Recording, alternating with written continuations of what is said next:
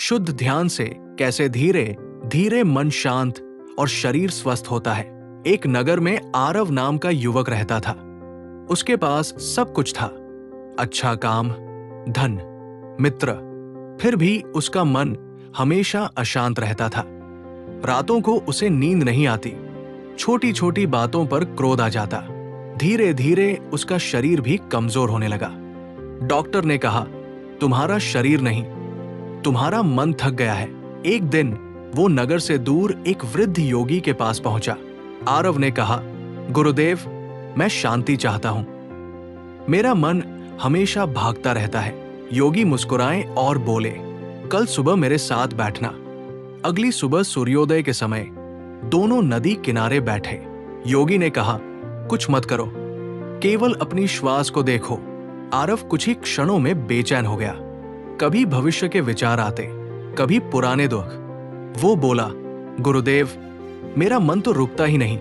योगी शांत स्वर में बोले, मन को रोकना ध्यान नहीं है, ध्यान स्वयं को समझने की शुरुआत है। दिन बीतते गए। आरव प्रतिदिन कुछ समय मौन में बैठने लगा।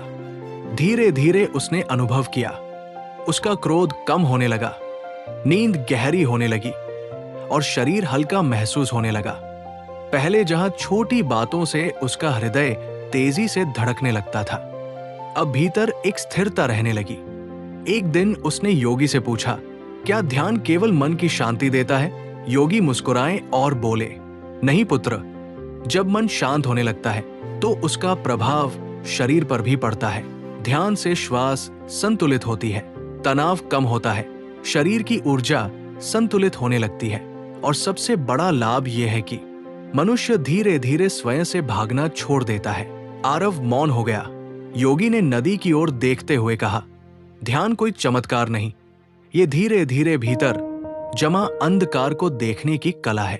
और जब देखने की जागरूकता बढ़ती है तो मन हल्का, शरीर शांत और जीवन अधिक स्पष्ट होने लगता है।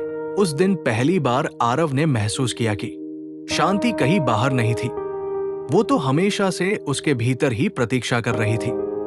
हर हर महादेव। धन्यवाद।